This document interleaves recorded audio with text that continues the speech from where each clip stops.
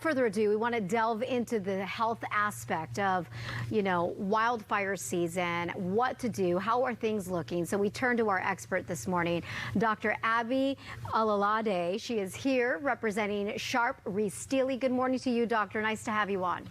Good morning, Liz. It's good to see you.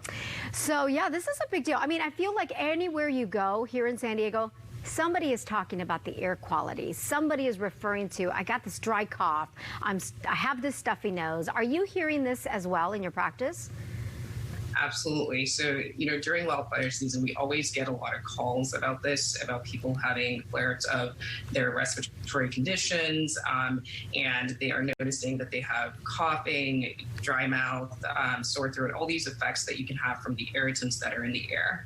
Yeah. And when it comes to children, let me start there because they're considered among some of the most vulnerable, right? When it comes to children and some of the health effects, what are you seeing? What can you tell us as it relates to kids who might be a little bit more sensitive to the air quality?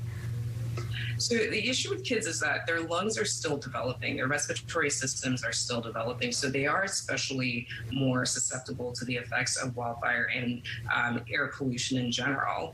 And they may have asthma, a respiratory condition, which makes them even more susceptible. So it's, of course, very important that those chronic conditions, if they're there, be controlled.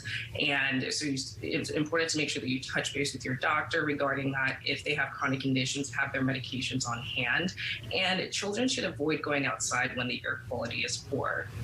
Okay, yeah, the avoiding going outside, having those medical, or the medicines, there with you, make sure that you're taking whatever your doctor is telling you to take, both for kids and adults. But here is where I'm going to go with this, Dr. Alalade, is that when we talk about staying indoors, we've been staying indoors for the last 6 months because of COVID-19. The second I tell my kids, you know what, it's not a good day to go outside, I start hearing the whining, I sometimes see the tears, and there's a concern there that I think a lot of parents have, or for adults for that matter, and that's, anxiety. I'm worried anxiety will start to build, and maybe even worse, depression. What can you tell me about those concerns? And I think that's such a good point, because we're also in the middle of a pandemic, and there's a lot of pandemic fatigue, as you said. And, just in general, we're seeing a lot of really disturbing new statistics about, for example, suicide in young adults. The rates have, really gone up. And anxiety and depression is something that not just kids, but, the parents of kids are dealing with for many reasons. And so it's very important that you engage with your children and have conversations with them about the reasons why we're doing these things. Children are resilient if we give them the resources to be able to cope with things, and also taking care of your own mental health, because they certainly model the behavior of parents. It's like putting on your own oxygen mask first. That anecdote is very important for parents. And if you're noticing that they're just not coping well enough with this and they're continuing to struggle with it, then definitely seek help for them. Make sure that you're not oversaturating with news and constantly watching scary news. You should stay informed, maybe watch local news at intervals as opposed to a constant, display of news over and over. So those are things that you can do to help your kids cope with this. Those are very, very good ideas, Doctor. Thank you for that.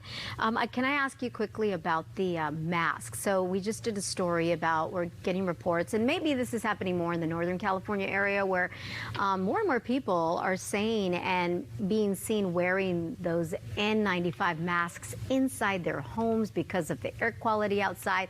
What are your thoughts about that? Is that a good idea? Can it help? So there's actually no specific recommendation to wear a 95 mask in your home. What you really should do is to try to designate what is called a clean room, which is a room in the event that you have to shelter in place from a wildfire. Create a clean room, which is a place where it doesn't have a lot of access to outside air. It has fewer doors and windows, and then you have to make sure that you have a portable air purifier that has a high efficiency particulate air filter, which is also commonly known as a HEPA filter. Or you may want to talk to an air conditioning expert to make sure that you have central air filters available. So it's better to avoid smoke in general than to wear N95 masks in your home.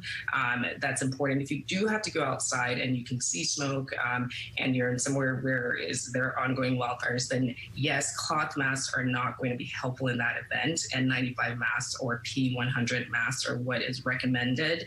But you should remember that N95 masks are not to be put on children, and masks in general shouldn't be worn by children under 2 years of age. So those are all things to remember. Very, very important things to remember. Great, great advice as well. Thank you so much for your time, Dr. Abby Olalade from Sharp Reese Steely. We appreciate your time on this early Sunday morning. Stay safe. Thank you. Thank you, Liz.